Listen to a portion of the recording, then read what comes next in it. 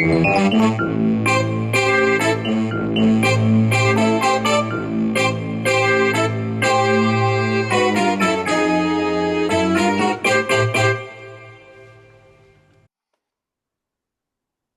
everybody, and welcome to the Frank and Stan chat. And this is a Spotlight edition. Now, the Spotlight editions were created because we have weekly chats, which are great. But actually, every now and again, we get colleagues who come along, and there's one particular issue that we want to chat to them about. And today, I'm absolutely delighted to say that Sian Hampton and Alice Gregson have joined us. And we're going to spend a little bit of time around a subject which is very dear to Stan's heart as well, and that's strategic leadership. So before we get into that, bearing in mind everybody, well, people who watch this know who we are. Sian, who are you? Um, well, thank you very much for that welcome. So, up until the 31st of August last year, I was CEO of Archway Learning Trust, which was a trust based in the Midlands with about 9,000 children, secondary and primary. And since then, I have been doing some RISE advisory work. I've also been working with the wonderful Alice, and I've been doing some CEO mentoring and other bits and bobs with the DFE. So that's me. It's funny, I came back off being a retired CEO to being a CEO for 4 months. I'm hoping that's not going to happen to me. Actually, I didn't mind it. There was no Okay. Ofsteds, no budget Yeah, setting, nothing, so it was yeah, quite nice. yeah, But yeah, anyway, yeah. Alice, and you, Hello again. I know I was only on here a few yeah, a weeks few ago weeks on a ago. slightly different edition, but good to see you both again. So similar to Sian, I was a CEO up until fairly recently. I was a CEO of a national membership organisation for trust leaders, which is where Sian and I first met, and obviously where you and I met, Frank, as well. I now run my own business, Elevating Leadership, which is all around supporting leaders to be at their best and supporting organisations to do the same. So, yeah, really excited to be here and bring in some of my cross-sector experience as well. Fabulous. Right now, strategic leadership. What are you two actually doing together on this topic? Well, Do you want me quite to quite a go? lot. You go first, Sian. Yeah, you go for it. So system Okay. leadership. Yeah, you go Yeah. for it. So I talked to Alice earlier this year and just felt that my work as a CEO had gone so far, but the reality was that there were things that I couldn't solve or didn't get onto solving because they relied on more than just the influence I could have over my trust and the schools within the trust. Really knotty issues like attendance, like health of children, some of the undiagnosed needs, fear maybe of authority. So parents and local communities not engaging with people like the police or health officials. And those things were impacting on what we could do to actually support young people in schools. And it was in that conversation that Alice and I talked about how there was a real need for people to understand place and community and systems. And so in that sort of ferment and fire of that passion and conversation was born this program that we're going to be running over the next few months. So Alice, I'll let you talk about sort of the detail of how that sort of come together and emerged. Yeah, so I mean, in terms of system leadership, I came across the term many moons ago at the National College for School Leadership, who I'm sure everybody on this Yeah. this call remembers. And it was really interesting. It was this idea of stepping beyond your own role, beyond your own organisation, and being able to support others and work alongside others to affect sort of greater impact, greater change. And it just felt to me, as I've kind of left my work at Forum Strategy, that system leadership really has kind of fallen into a gap. And it's something that needs almost resurrecting a little bit, particularly as Sian has mentioned, around some of the complex challenges that we're not only facing in education, but in every public service, even across business. How do we come together more to solve some of those really difficult challenges and think beyond our own confines of our own role in our own organisation? So the programme, which starts in September, is our attempt at trying to support system leaders to emerge and to grow and to develop. Yeah. And building on some of that, I think the other thing that I was really mindful as a leader in a trust was that your money would only go so far, but so would the money of the local health authorities, and so would the money of Mm. the local FE colleges, and etc. And so actually, if somehow we could galvanize the power of us all working together, so we ruled out any repetition or conflict or overlap, then we could be so much more successful by working in collaboration and really creating that system change that we were looking for. It's interesting though that what's your thoughts then on, because I'm thinking I came to this quite late as a CEO. You know, I think I saw it as um, the trust's outcomes as opposed to the trust's outcomes contributing to the broader benefit of society, you know. But how do you overcome that sort of sense of, well, I'm just doing it because it's our kids, it's our school, you know, I'm not really, you know, I haven't got the funds to support everybody else, you know.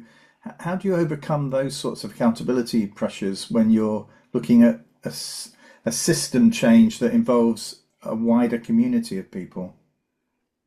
Um, I think that's part of the story, and to some extent, you don't necessarily need to overcome it. I mean, one of the schools that we had in our trust, they had student mobility of over 100 per term. So serving the local schools and the local communities, those children were almost inevitably going to be in our trust anyway. Eventually. So, I mean, a strand of selfishness in it, I think, is not necessarily a counterintuitive to this work. But I also think that when I first started as a CEO, there was this sort of deep sense of market forces and Yeah, competition. And as the sector has really matured and developed, I think there is more and more of an acknowledgement actually that they're all our children, and because one school succeeds, it shouldn't necessarily be at the detriment of another one failing. And going back to the National College, I remember Steve Mumby really inspiring me by telling me this story about school improvement. And he essentially said, look, the studies have shown that if you go to another school and drive its improvement, it will improve. It was right at the very beginning of trusts or federations and things. He said, but the studies have shown that the improvement in that school is as nothing compared to the school that's provided the help and oh support right, yeah, yeah, yeah. because they sharpen their methodologies and it helps them to understand. So, yeah, I don't think it necessarily has to be completely selfless, but we have learned over the years that actually supporting our wider community and those around us can actually be more beneficial for the people providing the support than necessarily the ones Yeah. receiving it. I think I one of think the, it's a timely question, though, Frank, because there's a lot of debate at the moment across the sector in terms of, you know, how do we define where our role stops and finishes? And if you keep adding the pressures on and the responsibilities on to leaders, then it just becomes unmanageable. And I think Sian and I both completely accept that and recognise and acknowledge that. I think the thing now is that some of the issues that are facing schools, trust, public service are too complex to be able to solve on our own. We just cannot do it. So if you want to keep going around in circles, you can keep doing it within your own viewpoint and your own perspective. But if you actually want to solve some of these big complex issues, there is no choice, I don't think, anymore than yeah, to actually work alongside partners and look beyond your own organisation if you want to solve it properly. a really good example, a very recent example, was a trust that had a sixth form that was the only sixth form in that town that decided it was no longer viable to maintain that sixth form. And of course, the defence was, well, we're doing this for the best interests of the trust and the best interests of our pupils, but actually ignoring the fact that all the other children in the town who they did not view as their own, you know, well, actually, it doesn't really matter about them because it's about self-preservation of ourselves, you know. And actually, I think picking up on the thing Sian said, probably the solutions to that rest outside of the trust anyway, don't they? They rest with everybody else within the town. I think one of Absolutely. the risks is that the people you pull together to do this are often the people at the top of the tree, and they're not the people that actually have to make things change and make things work. And what I would say from my experience is ensure that the people at the work face are involved and engaged with it. I mean, I'm thinking of all the things we did, like not child studies. What was it when we did areas of child and all the different all the different support services, and we put those together. And what happened was people attended those who actually, one, didn't have charge of any Yeah. of the systems, so couldn't commit to it. And secondly, those that did commit to it didn't commit their team to anything, and so it just became a talking shop. And for So me, it might be useful then, Stan. But how are you addressing this in the program that you're developing? You know, so where does that sit? You know, is it sitting, as Stan says, you know, at the top of the table, or is it actually, you know, something that actually affects the entire sort of school community?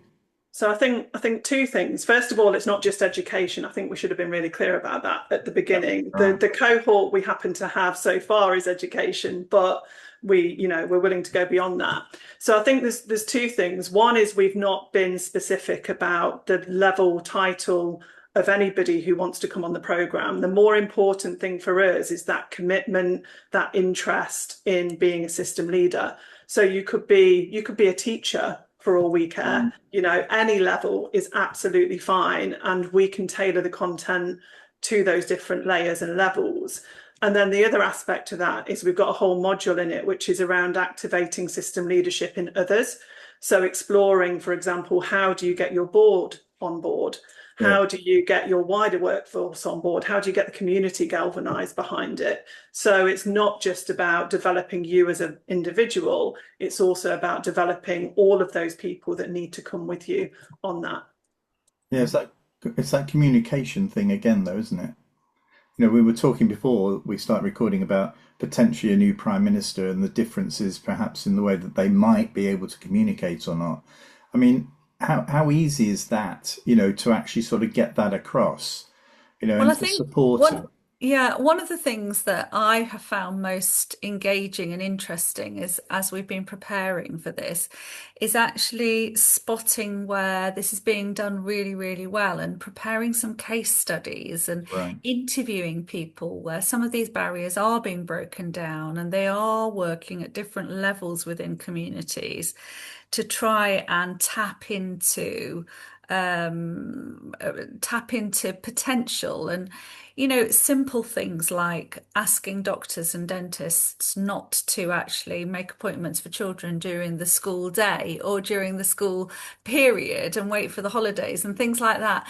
I mean, I think sometimes we overcomplicate things and we make things feel very, very big. But actually, some of these case studies that we've been doing have shown that actually starting small and building trust and getting the right people around the table can be really, really transformational.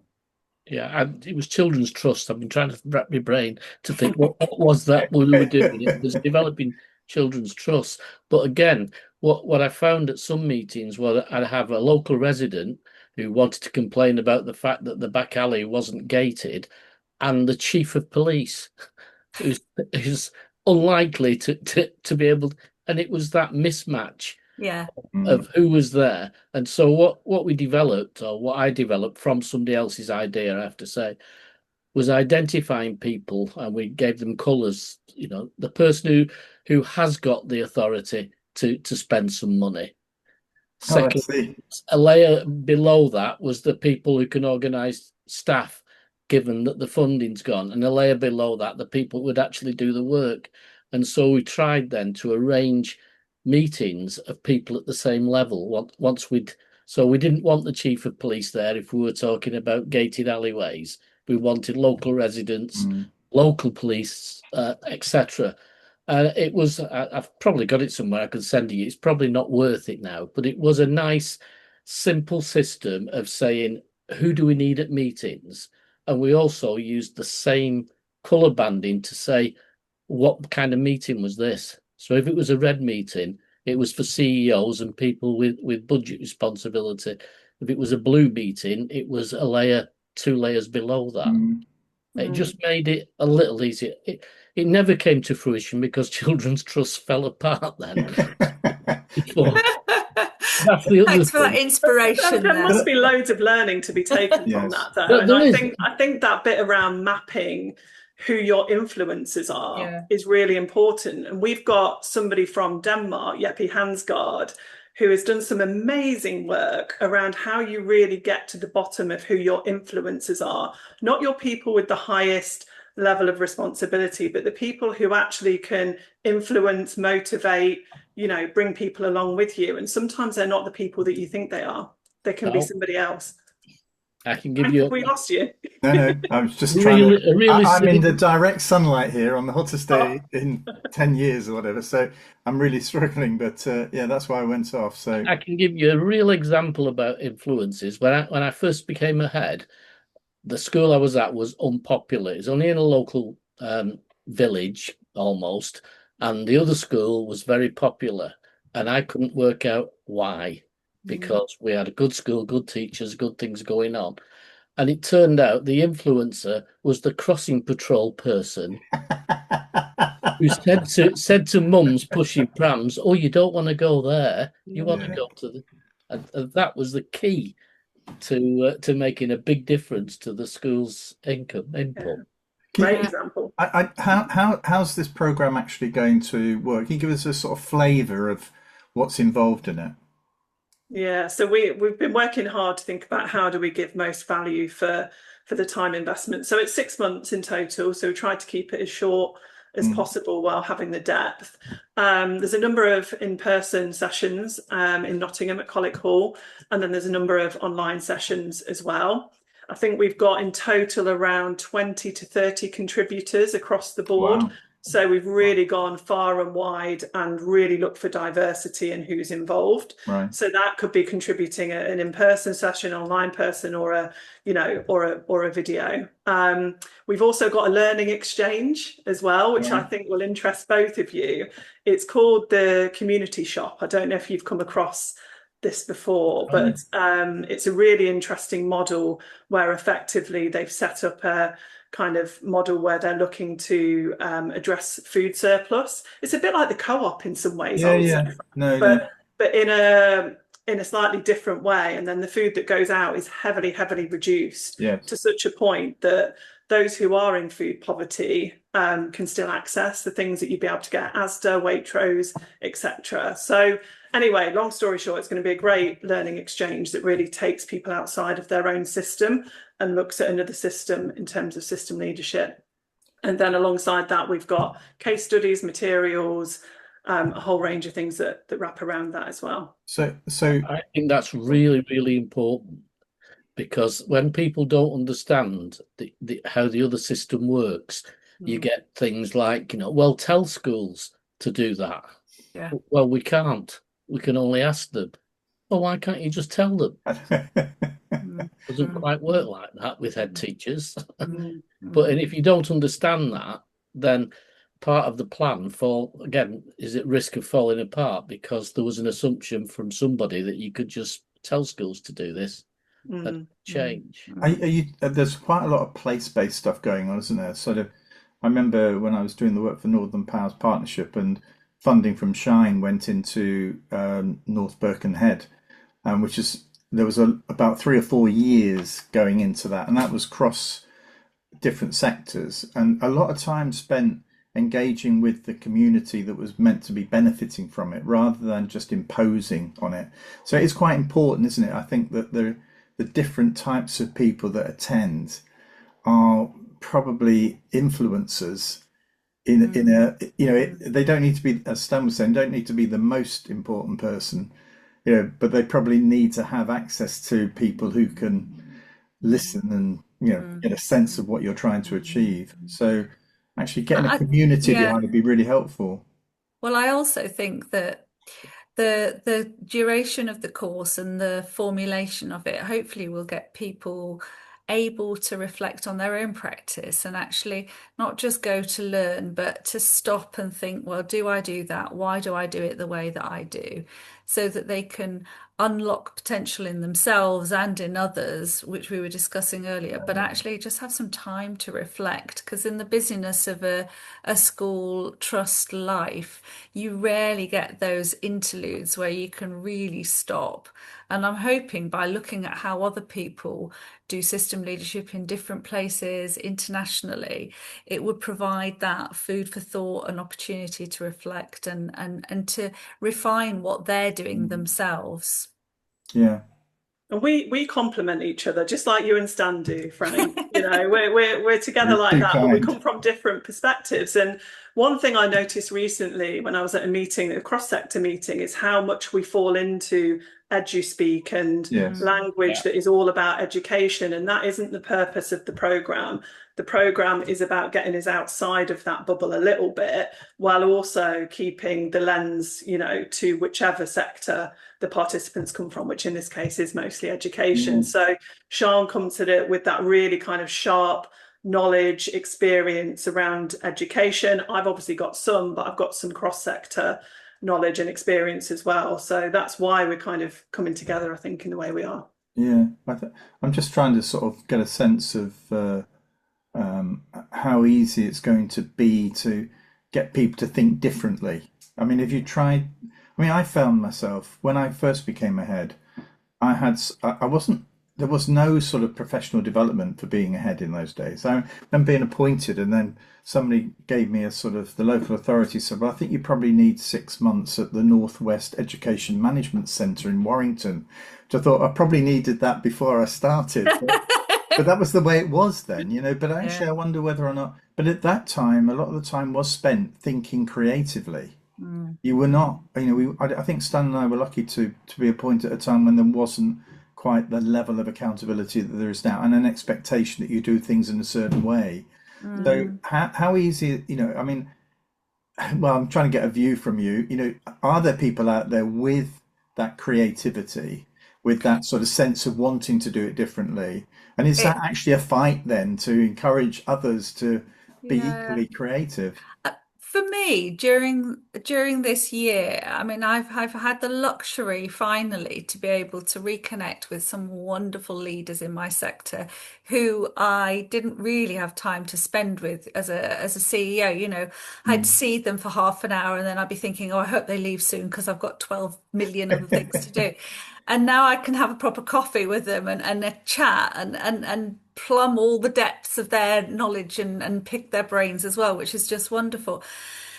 But what I see reflecting back is a system actually that is maturing and that is starting, despite all the regulatory frameworks that we are beholden to, and we have to play those games properly and appropriately, is actually finding its feet and using the word agency much more, and is actually starting to believe that they can do things in the best interests of the children where they are and their communities are, rather than constantly thinking, well, if I don't do that, my Ofsted might not go well, or if I don't do that, the trustees might not like it, or if I don't.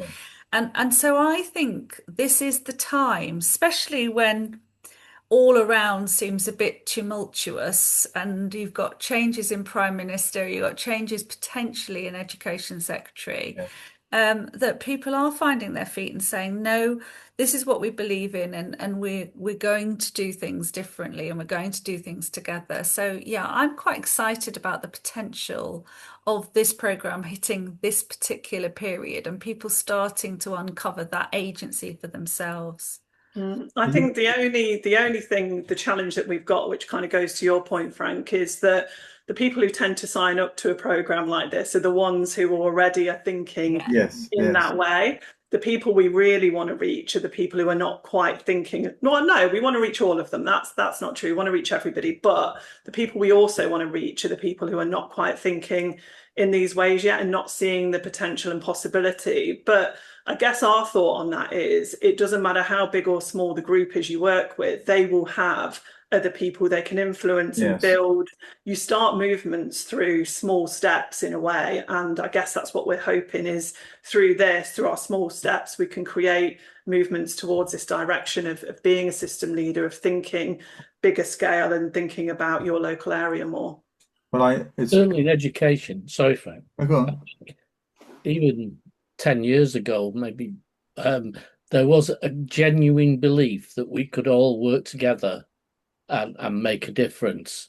What became difficult for heads was then saying, well, can I do that without detriment to my own school? And I think if you can show the way that can be done, the barrier that has in head teachers' heads as much as anything else, then there's certainly a way forward in education. I think my experience was all schools wanted to work together for the benefit of the schools in the community. But as soon as it came to actually giving up time, giving up a teacher, it became, the fear was too much. And they sort of said, well, yeah, we'd like to, but we can't at the moment, or we've got Ofsted coming, so we can't commit to that. If there's a way through that, then, I'm absolutely 100% for schools serving the community, and by the community I don't just mean the pupils at their school. But even recently in a school where I'm a governor, I felt that amongst the governors when we were hoping to help another school locally. But what will that mean for us is still, I think, still in the system and deeply ingrained, even though the hope is that we want to be able to help. I think COVID there wasn't a lot of good about COVID, but one of the things that happened was schools suddenly had to help each other, and I was doing some work in Blackpool at the time. The amount of cooperation going on between schools was fantastic, and it was not driven by anybody, it was driven out of need. I think they really felt as though they got to a point where actually we can't do this on our own. We need to help each other, and that happened immensely quickly. After that, there was a delay in going back to the way things used to be, and some schools did stay together and they connected. And Alice, we did some work with with the co-op actually, with some of their sort of food recycling, and they have a special sort of way of doing this, and we managed to get a couple of these stations into Blackpool. But the thing for me is that I do feel as though if somebody within authority was to make the case for this sort of collaboration much more strongly, I think COVID's convinced me that there's the appetite for it. And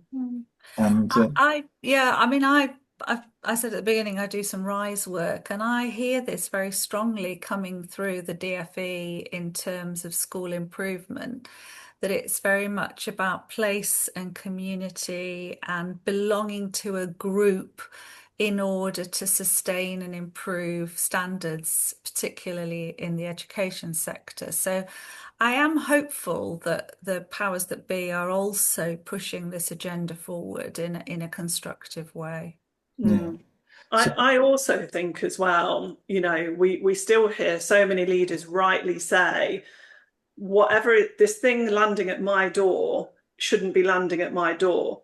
Well, if that's the case, then you need to find out the other people who you should be sharing that door with. Otherwise we're just going to keep going around in circles where we keep saying it shouldn't be me, it shouldn't be me. We'll find the people that it is, bring them on board and share that burden. Otherwise, I'm sorry, but it is still going to land at your door, because in some ways education has become the easy place to put issues that people are going through firmly at their door when it should be shared.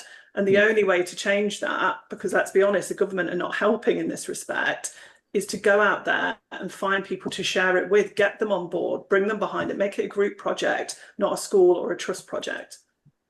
I agree. So how would somebody listening to this think, hey, I might give this a go.